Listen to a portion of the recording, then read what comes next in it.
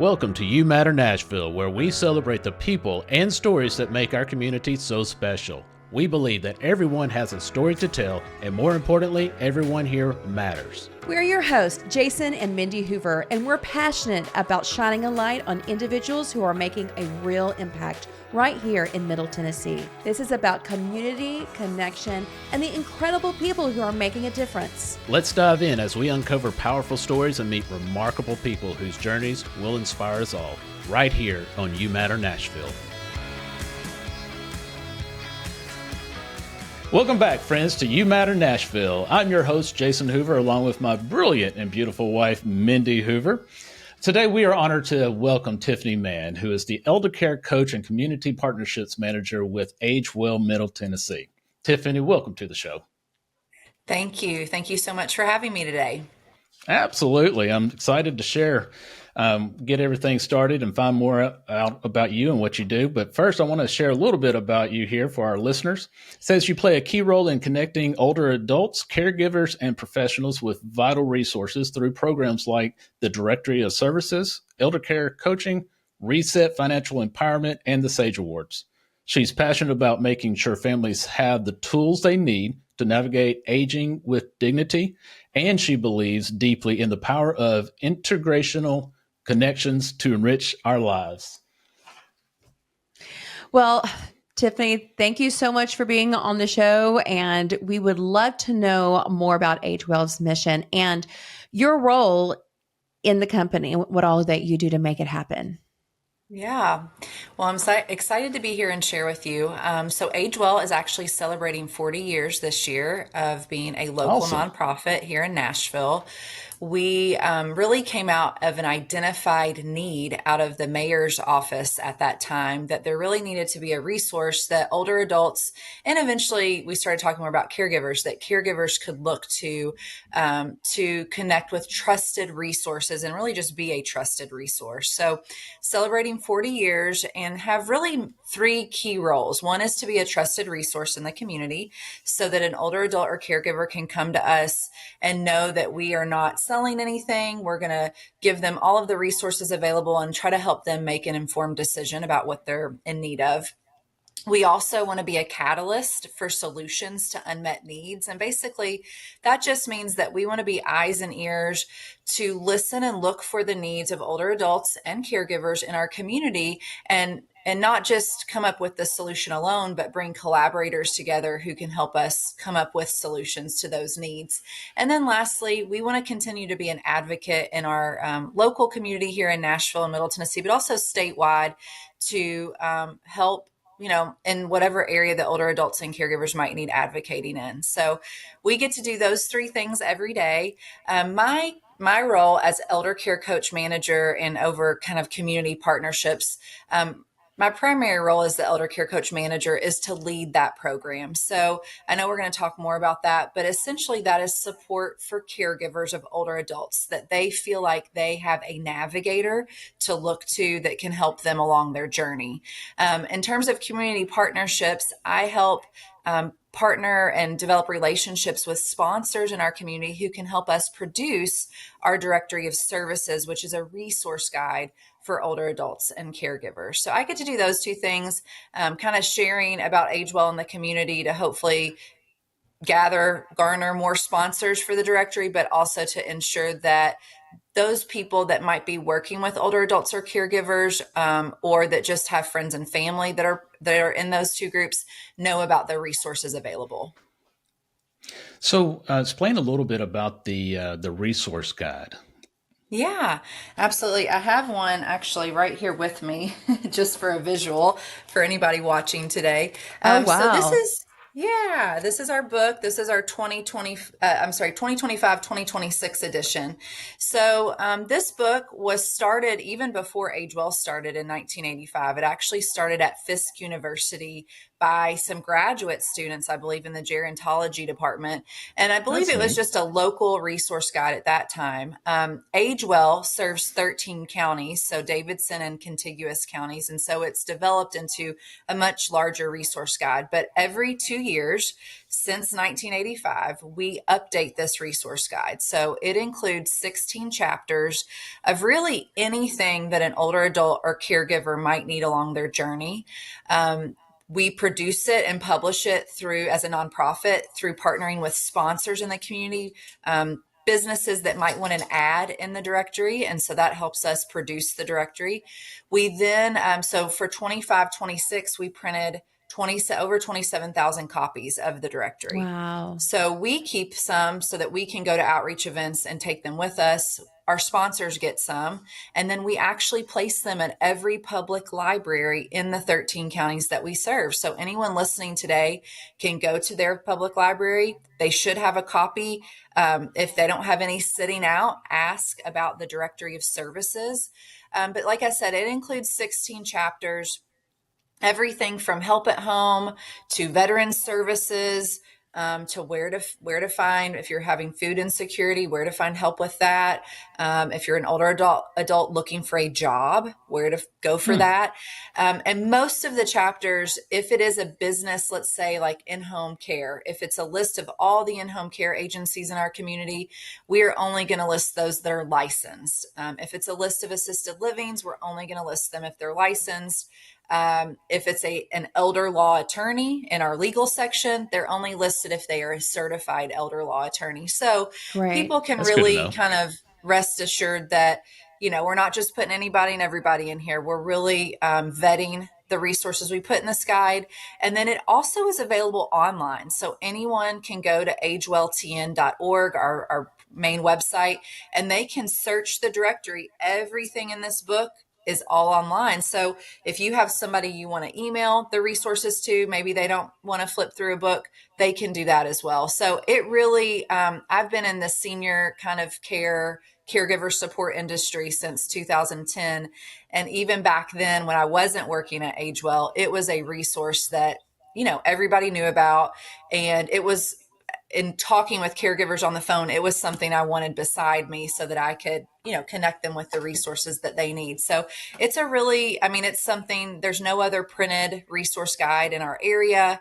And thankfully too, because we are the experts with local resources, we know kind of what to look for in other states in terms of, certain resources. And so sometimes we will get calls from caregivers who maybe are here in Nashville, but maybe their loved one is in Florida or Kentucky, and we can direct them to resources in their area as well. Oh, that's Okay, good. great. Yeah. So it's branched out to other places and other metros as well, kind of for like if they're in Florida or whatever else. The great thing about this is that you don't know what you don't know. And, you only get old once, and you don't know, what resources are out there to help. And also a lot of these people, they never needed some of this help, like food, they had a full paycheck coming in and they saved for the retirement, but it just wasn't enough. So knowing that there are programs out there, that are going to help direct them and to fill those gaps is just incredible.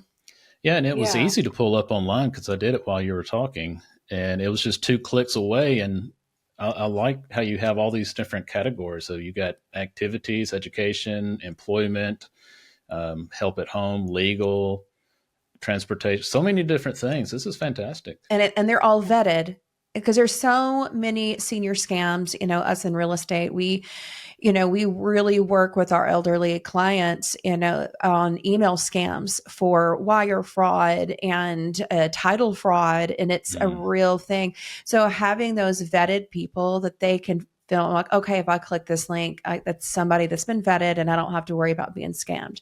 So that's really Right. important.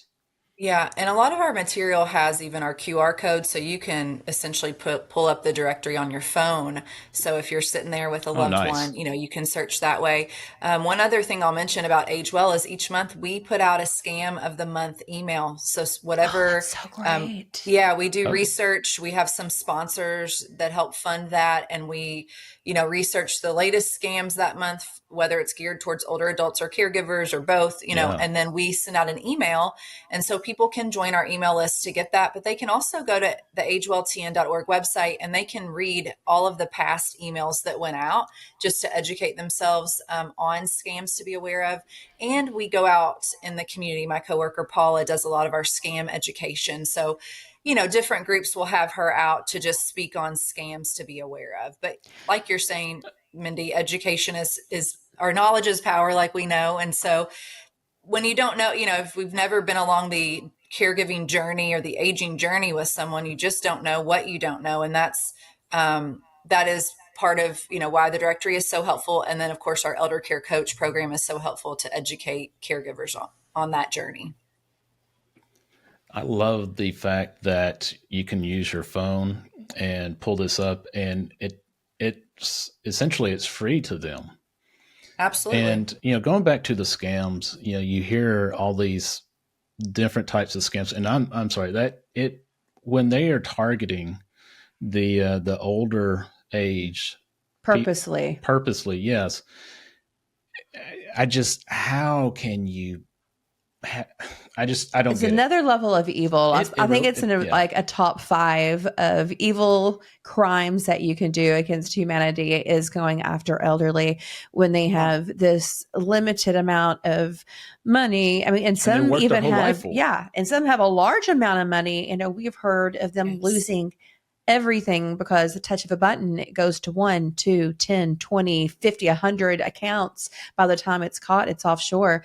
And people don't understand that it's that quick, that by the end of the day, your savings and everything that for your parents have earned is now overseas somewhere. And here's my fear with AI coming already here, you're starting to hear that, they can emulate voices.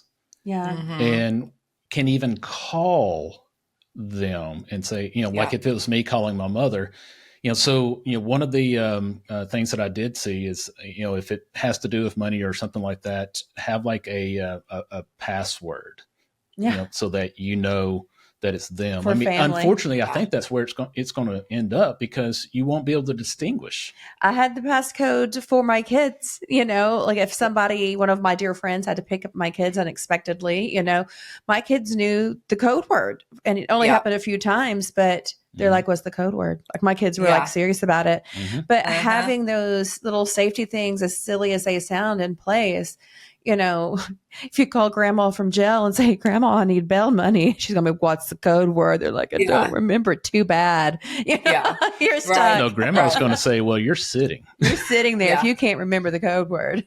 Well, I do see going to different like networking events and kind of educational opportunities to learn a lot. There's a lot more education just going on for professionals to be aware of scams so they can educate their clients. There's a lot of people talking about kind of what to be aware of. So, but anyone can join our newsletter or go to our website and get up to date kind of info on what scams to be aware of, or have us out to talk about them. Are there any preventatives or preventative measures, other than just being aware of them, that you guys recommend? I know that's there's a portion of our website that shares more about kind of scam education. I would recommend anyone go there. That is not my total wheelhouse at AgeWell. But I do think there's, I've heard different things about, the passwords you create and kind of the code words. And one thing I heard that really kind of resonated with me and I've remembered is just to encourage those in our lives to just pause, like don't react right away to what you're being asked to do or the situation that you're in, but pause for a minute and, ask yourself, does this make sense? Yes. Would so-and-so be calling me? Is there a different way? I've heard of scams around, someone getting locked out of Facebook or social media and Googling how to get back in. And what pops up first on the Google search is like a 1-800 number to call, and then they're asking for money. And so just pausing to ask yourself and to maybe check in with a loved one or a friend. Hey, this is what's going on before you react. So I think that pause Yeah. could really help save some situations from getting out of Yeah. hand. Yeah. Lots Now, I of know you romance said, scams too. So I think just pausing and asking Oh, you yourself see if you've yes, those. never seen them in person, never talked to them. And I think that just goes back to probably some of the issues around just isolation and loneliness in our older Yeah. yeah. adult population in a lot of our groups, demographics. But so Yeah. I think pausing is could help. I like that pause. Yeah. Hmm. Now, I know that's, like you said, not part of your specific wheelhouse that you're kind of head over. Hmm. But if you would share a little bit about your background and what kind of led you to work for AgeWell, I'd love to Yeah. hear a little bit about that. Sure. Well, I have my master's in counseling from Western Kentucky University and got that kind of quickly after my bachelor's degree. Knew that I wanted to help people. Didn't really know probably enough about the difference between what a day in the life of a counselor versus like a social worker might look like. And since then, most of my roles have been more on the social work side. So still hearing about people's needs and concerns, and but more on the side of helping them connect with resources, educating them, just being a supportive person to listen. So I'm from Kentucky and moved to Nashville in 2010. And actually, the first kind of real job I got here was at the Alzheimer's Association. Okay. And I worked there for about 8 years and really believe in what they do. It's a great organization. And at that time, it didn't really kind of connect the two, but my mom's mom had died with Alzheimer's disease back in 2007. And so when I got that job, I don't know that I thought right away, oh, wow, grandmother had it. Now I'm helping people who are dealing with it. But I really think it was kind of a meant to be thing and really fell in love. I didn't know right away out of school what demographic, what population I would enjoy working with most. But I definitely think I enjoy most working with older adults and their caregivers, but probably more the older adults. I really enjoy older people. I just think they have so much wisdom to give, and there's no like it's a well, sometimes it's a judgment free zone, and they're just there to connect. And so I really enjoy that group. And so I continued after the Alzheimer's Association. I became a care manager. There's a group actually in the directory, what are called geriatric care managers. It's a certified role, and you basically walk alongside families very closely in their journey with whatever their loved one's dealing with. So typically there are geriatric care, well, there's care managers for other groups, but geriatric care management would be caring for an older person, maybe, and this typically was a really helpful resource for a long distance caregiver. So maybe I can't be eyes and ears on my loved one where they live, but I have this geriatric care manager who knows what to look for, who can make recommendations. And so I got to walk really closely with families for about 4 years in that role. Many of them had a diagnosis of some type of cognitive impairment, dementia, Alzheimer's.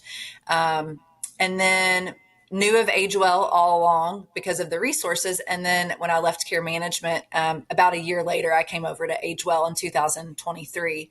So I just really, I like helping people. I recognize how tough the caregiving journey can be, especially with someone that might have a type of dementia. And I just think it's an honor to be able to connect people to resources they don't even know about. There's so many resources that you don't find out about unless you figure it out on your own, and I hate that. And so Yeah. I really like connecting people with things that are going to help their quality of life and their loved ones' quality of life. You mentioned Alzheimer's, and we have two people that we know lost their wives here recently. Mm, And, we were talking the other day, and I know Mindy's has family that has dealt with that. Mhm. And it's heartbreaking, yeah. absolutely heartbreaking. So many stages, so many stages the family has to walk through. And just like when you finally get used to the normal, another stage is coming, you know. Yeah. So, you go through the frustrative stages and the in and out, the in between. And I know it's been a journey for my family and some of our friends that have walked through it. And it's Yeah. good to know that there's you guys have resources for people that are going through that. Because I'm Yeah, I sure. think it's good. No, no, no. Please go. I was just going to say, I do think I try to always say this at presentations I might give on caregiving, just that there can still be quality of life and, you know, positivity, joy, memories made in those situations. I do think one of the keys to those things is to reach out for support early in that journey. And like we're saying, learn the things you don't know about, connect with the resources that are going to be helpful, find a support group. And I think all of those things can really help that experience be, looked more at in a positive light. Elder care coach. Yeah. I am curious to know more about that. Can you share some kind of what that looks like and what does a typical day look like for a coach? Yeah. So, AgeWell, as I mentioned earlier, one of our key roles is to identify unmet needs. And one of the unmet needs we found is that when caregivers specifically, so our main phone number is our helpline. It's just we call it our helpline, but it's our main number. Anyone can call looking for resources. But we found and noticed about 5 years ago, or probably even before that, that when caregivers called our helpline looking for the directory or a resource, those calls would not be just 5 or 10 minutes. They would really turn into a 30+ minute phone call where that caregiver really needed to tell their story. They needed to explain what was going on. They needed someone, like we're saying, to ask them questions to ensure they really knew about all the different pieces and parts of the journey. They needed to connect with resources. They needed emotional support. And really, like we say elder care coach, but sometimes I'll say, it's like a navigator. They needed someone to help them create an action plan for going forward so that they knew what to expect. They had a plan, they had priorities after that call of maybe calls they needed to make or decisions they needed to make. And so we developed Elder Care Coach. So Elder Care Coach is just one of the programs at AgeWell. The heart of it are 30-minute phone calls with a master's level social worker. So these are free. The caregiver schedules the call. They can schedule it on the eldercarecoach.org website, or they can call our main number, our helpline, and Sherry, who's our client services coordinator, will get them scheduled. And then they have that confidential phone call with Rebecca. Typically, she's our primary elder care coach. She's a master's level social worker. And it just, like I said, gives them time to tell what's going on. Rebecca's going to ask them questions about their journey. Have they thought about this? What are their plans for this? And then she's going to connect them with resources. And like I said, in that call, with hopefully more of a plan for them for going forward. Those are typically one-off calls, although caregivers are welcome to call back at any time to schedule another coaching call. Typically, that's maybe several months down the road. Maybe they have their plan. And as you were saying, Mindy, I think things change. And then they might call back and schedule another call with a coach just to say, hey, this is what's going on now. What do you think I should do? We say that Elder Care Coach is not just calling for a resource, but it's also not care management, what I just explained, where someone's walking with you regularly, day in and day out, but it's kind of in the middle. It's where you can call, speak with a professional, an expert, a navigator, and get a plan for going forward. Elder Care Coach is kind of three-pronged. It also includes in-person or virtual education on caregiving. And so any group can request that of us, whether it be a church. We also work with employers. I'll talk about that in a minute, but anyone can request that we come out and do a presentation on caregiving or a topic related to caregiving. And then the third leg of, I guess, Elder Care Coach is our website, eldercarecoach.org, where any caregiver can create a login and they can go there and watch webinars on caregiving. They can read tip Nice. sheets and different articles on caregiving. And one of the tools I really like is they can take assessments on caregiving. One is, and they're both about 5 minutes. One is called, Is It Time to Get Help? And it helps assess with the caregiver the best level of care for their loved one. Because a lot of times that's usually one of the biggest questions. How do I know when to make a change in level of care? And so it kind of asks questions based on safety and quality of life. And then it kind of populates a report. And we also are getting ready to add another module called Is It Dementia, which is about 5 minutes, takes about 5 minutes, but kind of gives the caregiver some insight onto what might be going on with their loved one. Doesn't take the place of a formal assessment, but can help maybe push in that direction. So there's lots of tools that are available to caregivers. As a nonprofit, we developed Elder Care Coach to be a social enterprise, meaning that we would partner with, because we did research for Elder Care Coach before we ever designed it. And we went to where the average caregivers are today. So the average caregivers, these stats might be a little dated, but not too much off. The average caregiver today is 49 years old, female, and working. And so we actually surveyed local employers who had caregiving employees, so workers that are not only working for this employer, but juggling caregiving. And we surveyed them to say, hey, what is it that you really need from your employer to feel supported? And they said information, so resources, expert guidance, so that navigator, emotional support, whether it be a support group or employee resource group or just to talk to somebody. And then they needed to feel like they were in a caregiver friendly workplace. And that really translates anywhere. We want to feel like we're in a caregiver friendly church or, whatever. So that's really how we developed Elder Care Coach. So it is free to the general public, but we are trying to fund it ongoing through partnering with employers to make it a benefit for their caregiving employees. So just like they would purchase health insurance, dental, whatever, they would purchase a package of services from AgeWell or Elder Care Coach to provide, to show that they want to support caregiving employees. And that's how we would continue funding it as a nonprofit. We also work with churches in this way, but right now we actually have a grant to partner with 15 churches in Middle Tennessee, where we will come walk alongside them for a year, providing the services of Elder Care Coach to help them support their caregiving church members and the older adults in their congregation. So not just caregivers, but also the older adults. So, is there an area?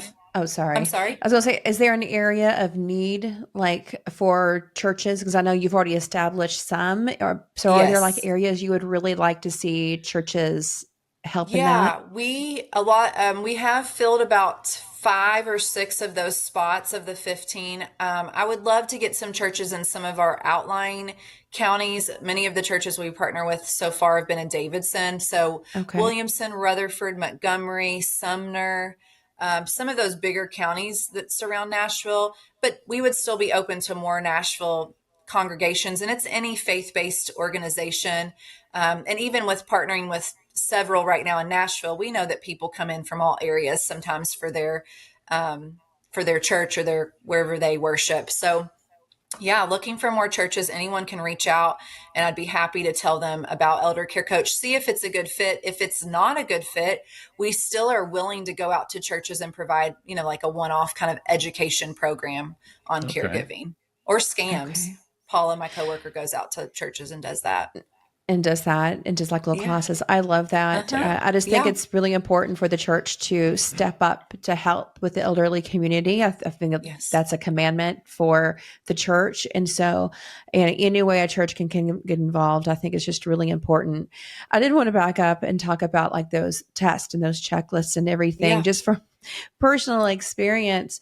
And everyone has a different opinion in a family. And so to kind of have this measurement of, all right, everyone, this is where grandma is. And it's time for us to get an formal assessment with a doctor or this or that. I know when my grandmother started getting ill, I was the person who did not want an invasive, like grandma needs to go into a facility and she needs, I may have thrown a fit because I did not want to see how bad grandma was. And, I felt that she needed to have a caretaker in the house. She needed to stay.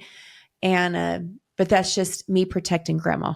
Because I think I'm the biggest advocate of grandma in our family. Yeah.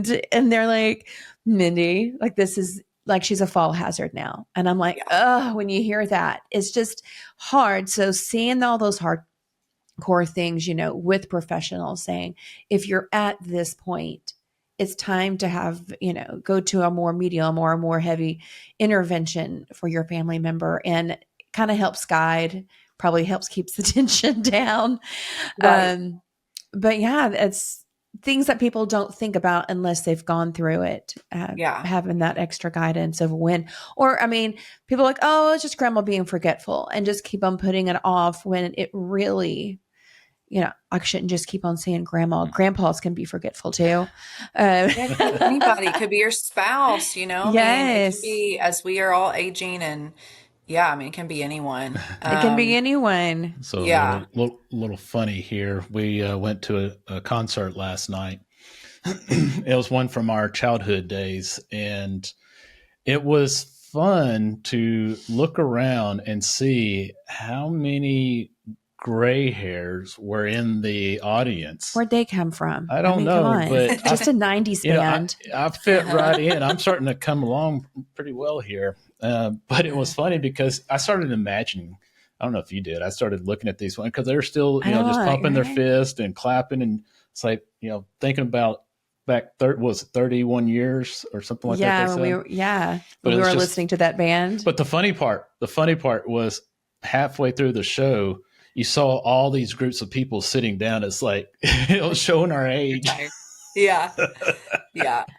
Yeah. Oh, I was man. like, it comes faster than you think. And so I'm Right. like, am I going to be like that 80-year-old couple that were adjacent to us last night that were just partying and dancing on? I'm like, they were legit. Like, I mean, good for them. I mean, They after were, I mean, I was sitting in my chair halfway through. I had a long day, but I was just like, wow, ages, I guess, perspective is different for everyone, but it was just neat to see. It just happens faster than you think. It does. Yeah. When you start realizing, you're like, why is everybody older? And then it dawns on you, you're one of them. You're I'm like, yeah, that's not right. Anyway, turn it back here. One thing that I really, really, really wish that this was available when Mom was going through this. She was the caregiver of her mother, my grandmother, and her aunt. And I mean, she was just doing what she could. And back then, it didn't have a whole, the internet was a thing, but it wasn't like it is today. Yeah. And so it was such a challenge. And then she had legal aspects of, the estates and everything. So I know this would take off so much stress off of caregivers, because it's just like we said earlier. I mean, they don't know. I wouldn't know.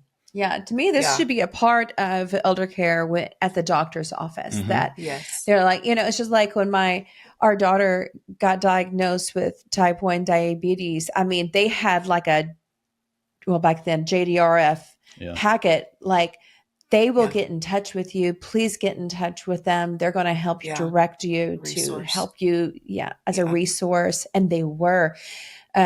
But I wish that doctors would be so proactive. It's like, you're getting to this stage. You have a lot of questions. Here is a group that could really help facilitate, the gaps and, just the learning curve.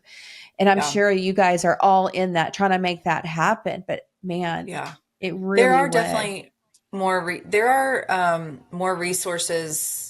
There are, like, the Alzheimer's Association has over the years stepped up kind of more physician outreach. So trying to educate probably neurologists or geriatricians, groups that might be diagnosing that. There's also some new programs through Medicare called the GUIDE program. I won't get in the weeds of all of it, but it's basically kind of wraparound services for anyone on traditional Medicare that's diagnosed with dementia. And it includes like a navigator. It includes respite care, which just means a time of rest for the caregiver. And so part of calling AgeWell an elder care coach for a coaching session is that we are going to, if you haven't heard about some of these things from your doctor, you're going to hear about them from us. I think anytime there's a chronic disease, it's so helpful, like you're mentioning, to reach out to kind of that association that's, providing education, has research going on, kind of knows the most up-to-date information. So one thing I also wanted to say, Mindy, you mentioned kind of, with elder care coach, sometimes we will do coaching calls with multiple siblings involved because everybody kind of has, and conference everybody in because everybody, may want to listen and maybe they're not on the same page and they, it'd be helpful Yeah. for all of them to hear. And so we do that. And we also educate that, in terms of caregiving, there are obviously do's and don'ts to that role. And out of good intentions, a lot of us will promise things kind of like, I will never move you, I will never Yeah. hire this person to come in your home, or whatever it may be. And so we say, we can't always promise those things because we don't know how their disease is going to progress, but we Right. can promise that we will always ensure that you're safe and that you're getting your needs met. And so we try to educate caregivers that if try your best not to promise those things because you don't know how this is going to progress and affect you. Your loved one might end up needing 24/7 care. And now you're Yeah. trying to do that at home Hmm. alone. But you can promise to your best ability that you will try to ensure they're safe and that they have a good quality of life. But it's tough. It's a tough role. Yeah. And again, there's good intentions. We want to make our loved ones happy and help them to feel safe. And so sometimes we do promise those things. I can also give you an example if you want of kind of a call that we got a while back, Yeah, if please. that would help your listeners Absolutely. connect with the coaching. So, as I mentioned, we partner with churches, and this individual contacted me because her church is one of our partners. And so she reached out, and she and her three siblings, so four of them, are providing care to their parents here in the Middle Tennessee area. The parents are, I believe, in their 80s. Her father is dealing with, I forgot what if he's dealing with a chronic disease, but definitely having a lot of mobility needs. The mom has cognitive needs, but they're both wanting to stay at home and live out their lives in their home, which is also needing some physical repairs and just kind of maintenance to do that because they haven't wanted to move.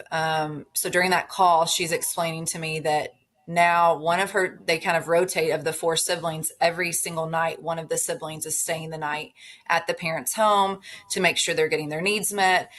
They did have a resource that was coming in during the day. I think it was through possibly, we know Medicare does not pay for in-home care. I can't remember if it was paid for through a different group or not, but had daytime care. Each of the siblings took a night, but she said, we want to go on vacations. We want to Hmm. sleep in our own beds. And, we aren't really sure how to get mom and dad to the point where they understand that this is just not doable anymore, feasible. And then with cognitive impairment with her mom, is her mom going to understand that? And what does her mom understand? And so through that call, we talked about dementia. We talked about some education available for her siblings because she had one sibling that really didn't buy into what her mom was dealing with and probably was butting heads with her mom. And so talked about, how to get education on dementia and Alzheimer's. What are the resources maybe to have more care in the home financially to pay for that, maybe overnight? What are the resources out in the community if they did need a plan B and maybe that crisis situation came up and they needed to move one of the parents or both of them? And then also there are some resources in the community that can help with repairs for older adults that they didn't know about, so that are free. Hmm. So that's kind of, every call is different, but that's a pretty good example, I think, of what caregivers are juggling. All of those adult children worked. And so, and probably some of them had children themselves. And so, we see that many caregivers there's an image I use on one of my PowerPoints, but this lady just juggling all these things: work, children, children's sports, things that keep them well, working out, going to church, all the things. And so that's what we hope Elder Care Coach will be, is that we can hear the story, give you other perspectives, connect you with resources, and help you know that there is help out there. Because I think just like anybody, when you're feeling a little hopeless, to know that, oh, there is a resource I can use. Oh my gosh, that makes me already feel a little bit better. Yeah, that's huge. Yeah. Yeah. What is your biggest ask, your biggest question that you have? There's a lot of questions around just financial resources, respite care, a break. Okay. Maybe the caregiver's like, I'm going to keep doing this. I think I can do this, but I really need a break every once in a while. What are the resources out there to get that break? So sometimes respite. I notice just a lot of, they may not ask for this, but there's a lot of miseducation or uneducation about dementia. And so sometimes we have to help the caregiver understand, how is it going to progress? What are the needs going to be in the future? Why is their loved one acting this way or saying these things? And I think probably, like I mentioned earlier, just how do I know when I need to make a change, in levels of care? We want elder care coach to be a resource, not just if someone's in crisis, but also if the caregiver, maybe they don't even think of themselves as a caregiver yet, but they know they're approaching that role. We want them to call us and schedule a coaching session before they're in the trenches so that they kind of know what to expect. So a lot of education too is needed on those calls on the levels of care and how do you pay for care. So a lot of misconceptions about, Medicare, my health insurance will pay to get someone in the home, a caregiver to be there while my loved one's there, to make sure they're safe or that they have meals prepared or that they're, supervised. Medicare does not pay for in-home care. Medicare does not pay if your loved one needs, let's say your loved one does need to move out of their home into a higher level of care. Most of those higher levels of care, assisted living, memory care, if not all of them, are private pay. There's not an insurance unless you have long-term care insurance that might pay. So we have to educate a lot. It's very expensive. I just heard another podcast I was listening to today was talking about, I was just a care manager probably back in 2018 for about 4 years. So through 2022, and in-home care at that time. So when you're having a caregiver come in the home, you're paying them hourly, usually an agency, to provide just supervision, support to your loved one. At that time was about probably $22 to $26 an hour on average. And today I heard a podcast that said, no, it's up now to about $30 to $35 an hour. And many of them have, many of these agencies that provide in-home care have a 4-hour minimum. So sometimes we're educating caregivers on, okay, there's in-home care, it's private pay. You also have a service called adult daycare, adult day services, where you can take your loved one somewhere and they can spend the day there and do activities and be around other people. And typically that's a daily fee rather than an hourly fee. So maybe this would be more affordable. Maybe this daily fee is less than it would be for 4 hours of in-home care. So just a lot of education on what's available, what care is available, how do you pay for it, educating about Alzheimer's and dementia, the progression, because some people will say, my loved one has dementia, but not Alzheimer's. Well, there's some, they're not one and the same, but they kind of are. 70% of the time, if someone's diagnosed with dementia, it's due to Alzheimer's. And so we want people to know that so that they can plan for the future. If this is progressive and it's going to get worse over time, I need to know what's to come. So, sometimes we have to deliver kind of hard things, but we want people to know.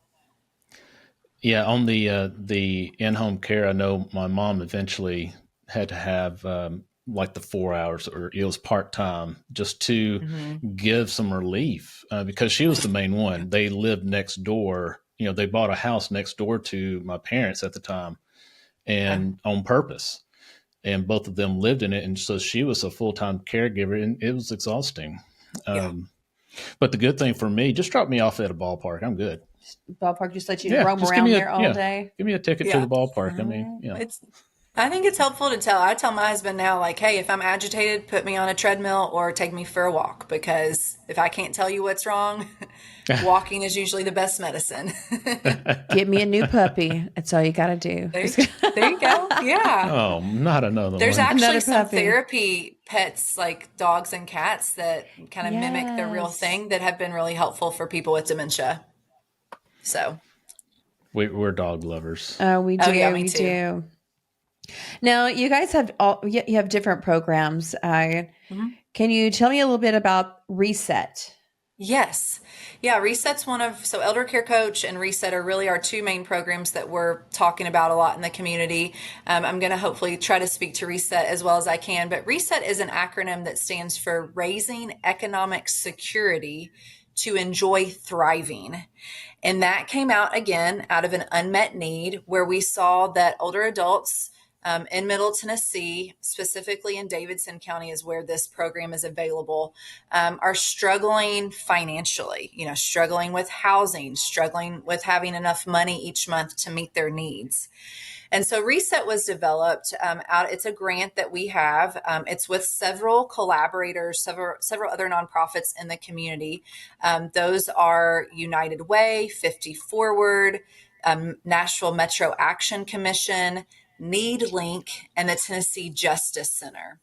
And so this is a program with those providers that we are implementing. It's right now just for Davidson County residents 50 and older, but it includes several resources that they can get from the Reset program. So they can get a benefit eligibility screening, application, and renewal assistance. So what we know is that there are older adults in our community that qualify for Medicare savings plans, for food stamps, maybe for emergency utility assistance, but they don't know about it, or maybe they didn't realize they qualified. So they can call AgeWell or any of our other partners in the community to find out what they qualify for.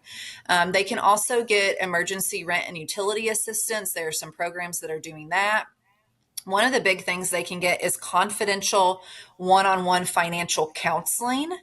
And then they can also get referrals to supplemental income opportunities. So if they are struggling, they're an older adult, there's only so many hours if they're receiving Social Security that they can work to keep getting that. We can point them in the direction to maybe supplemental jobs. So we are just one of the groups working on this, but it would be important, I think, for any resident 50 and older in Davidson County, if you are concerned, or if you financially are concerned, you're not having enough resources each month, you need some help, you want to see if there's something you qualify for that you didn't know about, then reach out. And I will mention this because I think it's a really cool tool. If someone is not in Davidson County, I would say probably still 50 and older, our grant is through the National Council on Aging. The National Council on Aging's website has a tool there called a benefits checkup. Anyone, wherever you're at, can go and put in your information, and it will tell you based on your demographics if there are possible benefits in your community financially that could help you, that you might qualify for. So again, just another resource you're not going to know about unless somebody tells you. And so Right. so many people, though, I don't know it may be on the Reset website, but so many people, from what I've heard, qualify for benefits, but they're not getting them. Sometimes they're not getting them because maybe the stigma, or they're embarrassed, or they don't want to take something from someone else. But from what I understand, these benefits are available. And, if someone qualifies, why not reach out and get some support? I did ask our team who works on Reset to share with me any recent kind of stories that they have heard about that they've worked through with someone. And so I do have a story that I can share with you guys if you're interested. Yeah, absolutely. Real quick, what was the website again, or the name of the services? So the website to do the benefits checkup is the National Council on Aging. So I think it should be ncoa.org possibly, Okay. and it's called a benefits checkup. Okay. We'll add that to the show notes for everybody. Okay, awesome. Yeah. So I'd like to hear what story you have. Yeah, so this was about a female, I believe, in Davidson County, 57 years old. I'm going to use a different name just to protect Absolutely. her and confidentiality. I'll just call her Sherry. So it said the kind of information I got from our team was that Sherry is navigating financial challenges while living alone with a disability. She's 57. She described her experience with Reset as transformative, saying it allowed me to take a breath, to exhale. It made me feel like I wasn't alone in the battle. She expressed deep gratitude for her financial counselor, calling her amazing and emphasizing the importance of a judgment-free space. She said, I felt financially isolated, she shared, like I didn't have the courage to share how challenging it really was for the fear of judgment or my dignity taking a hit. Now preparing for her fourth session of financial counseling, Sherry said, having someone I can go to and share my full snapshot of my financial landscape and there be no judgment or condemnation has made a huge difference. Reset, she said, has helped her regain a sense of dignity and shift from a surviving mindset to a thriving mindset. So just kind of one of the examples so of wonderful. how connecting someone, even I think, let's see. So she received two back from NeedLink, which is one of our providers in the community that we're working with. She received support of $225 for utilities support from NeedLink. She received financial counseling, and then we were able to send her also some opportunities for supplemental income. So, giving, that's a lot of money, giving That is someone a back lot. 20 Yes. or $200+ in their bank account each month. So again, it doesn't hurt to call, but Reset is for adults right now, 15 older in Davidson County, but the benefits checkup on the National Council on Aging website is available to anyone. I get or what she said, she was able to breathe. Yeah. Because that anxiety builds up because you don't know what you don't know, but you need help, and not being Yeah. able to reach out and to be able to know that somebody's on your side, somebody that knows what's going on is there to help you. You don't understand the relief until it actually happens. Now, Yeah. I don't know her situation or, what we're talking about today, but I know with our kid, she was just a quick story. She was, gone on a work trip when we had our son, and I kid you not, every time she would leave, he got sick. Mm. So, but this one time he was running such a high fever, and we lived in Texas at the time. And to make this as short as possible, it was getting bad, and I was in a whole different city trying to get him some help, and it was like midnight or something, and you can imagine my anxiety. So I got a very sick kid here, and they're saying, well, you need to go here or you need to go there. It wasn't your typical ER where we Mm-hmm. lived. And finally somebody came in and kind of took over. And I tell you, I didn't even know I was so Stressed. stressed and anxiety built. As soon as, they came in, I just started crying. I mean, just Yeah. broke down. It's like Yeah. finally somebody, and I'm not a crier, so that was huge.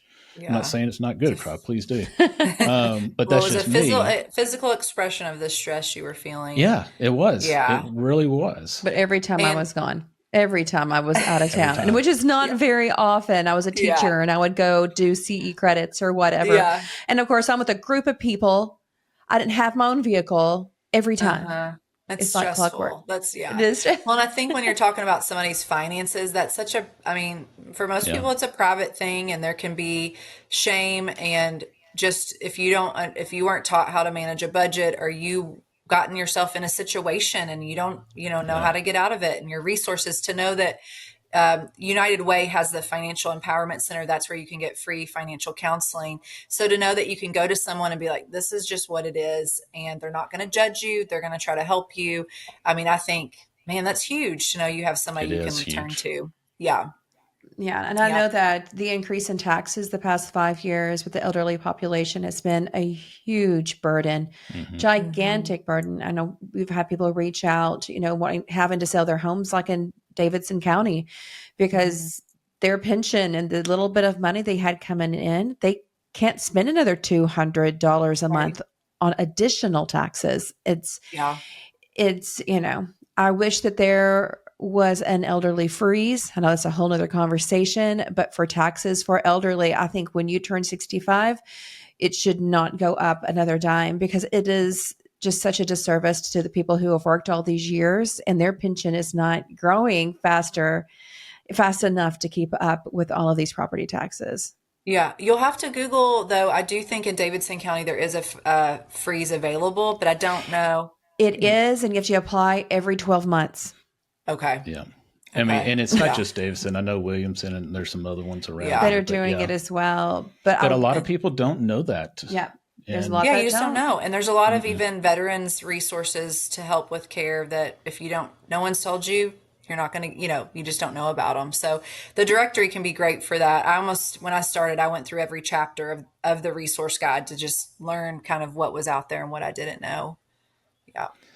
What kind of role does volunteerism play? At AgeWell? Yes. So we are a small but mighty team. We have 7 staff right now, 1 intern. So we do not, we definitely have a board of directors, obviously. We have ambassadors that are people that were on our board that roll off that still want to be involved. Because we don't do a lot of direct service and we don't have people kind of in and out of our space each day, we don't always have a ton of volunteer opportunities available. There are different times throughout the year where we might do a mailing or something like that. But for the most part, most of our staff kind of takes care of kind of all the needs that we have. And definitely we're always looking for new board members and ambassadors and anyone in the community that has an interest in services for the older population, for those that are aging, for caregivers, that wants to advocate, that wants to support us as a nonprofit, always looking for support there. Because as a nonprofit, and I mentioned this to you all kind of before we had today's call, but we only have one fundraiser each year, and that's our Sage Awards. And so we definitely rely on supporters, donors, people like that to help keep AgeWell running. So what does the Sage Awards do? What is it about? Tell us a little bit about that evening. Yeah. So the Sage Awards was first held, I was told, in 1991. And we have honored over 112 individuals and 7 organizations in that time. So these are people that are, or businesses that are making a difference in any of our 13 counties that we serve. So older adults who have really lived out a life of service, that have made a difference in their community. So every year we host the Sage Awards in the fall, and that's where we honor, I believe this year we have 4 individuals and 1 business. You can go to our website at agewelltn.org and look at those honorees this year. But we get sponsors. It's a luncheon where we honor each of those individuals. We share about what they've done in our community. We also honor 1 volunteer with AgeWell who has just given of themselves a lot to our organization. It's called the Elizabeth Jacobs Award, and that's named after our founder. And so we honor 1 volunteer and then those 5 to 6 individuals or businesses in our community who have made a difference. So we're really excited this year. We have a great lineup. Even one of our, I pulled it up. Where did it go? One of our honorees is Leland Statham with News Channel 5. And so he's one of our honorees this year. We have several others who have, created programs for older adults or who have just been, board members for different groups and just really given of themselves to make a difference in the lives of older adults and in the lives of their community. We have such a wonderful community. We have so many. It's really neat hearing the stories about these people and all that they have done. So this year's business that is getting the award is Abe's Garden. Abe's Garden is an assisted living, specifically memory care, but is really made it their goal to develop a research-based, kind of evidence-based program in caring for people with Alzheimer's and other types of dementia. So they're our organization this year, but then several other awardees, and anyone can buy a ticket to the Sage Awards and have, ticket at the table, or businesses can purchase a table or sponsor the event. So that's nice. Coming up, I believe in November. So wonderful. And we call it the Sage Awards because sage meaning a wise older person, if you didn't know that. So I did not know that. Yeah. It's the sage. Oh yeah. Look at me. Sage I'm over now. 60, I think is what my boss calls it. Sage over 60. older adults, 60 and older, who are making a difference still in their community. That's awesome. I love that. And that's a whole reason for this podcast, is to love on those that are loving on others. Yeah. And, that's great that you do that. So before we wrap up, how can listeners support your mission? What can they do to help spread the word? Yeah. Well, later this, if they choose to be a financial sponsor, I was just going to mention that our donor later this month is AgeWell Giving Day. It's on August 21st. So it's a whole day centered around a goal of fundraising for AgeWell. That's one way, but they can also I think one of the biggest ways is just to tell people about us. If you have a family member or friend or coworker or someone that is just needing support as a caregiver, make sure people know that this is a free resource they can reach out to. If you know someone that could use the directory, pick them one up at your local library. If you are interested in volunteering in some way, we definitely, will look at opportunities for that. So feel free to reach out. We have an office space over in Green Hills in Nashville at Second Presbyterian Church. So we have some space we rent from them. So we do have a physical office, but a lot of our staff are usually out in the community as well. But there's ways to help, whether it's financially or just letting people know about the resource.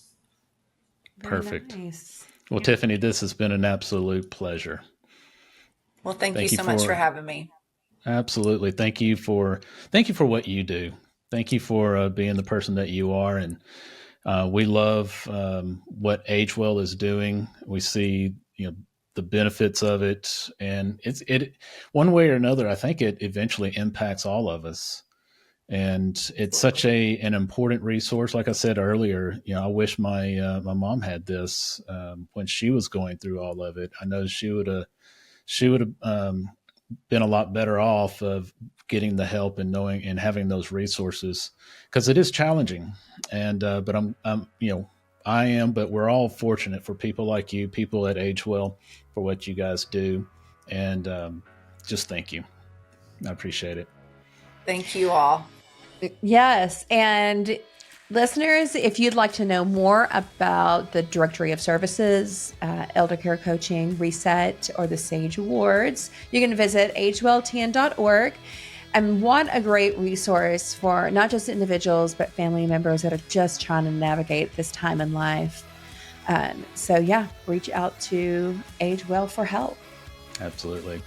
Thank you for listening, friends. And until next time, always remember that you matter.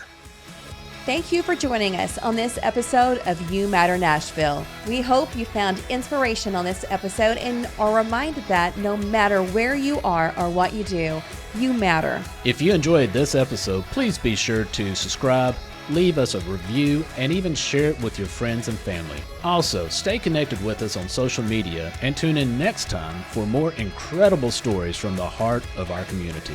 Until then, remember, your story matters, your voice matters, and most of all, you matter.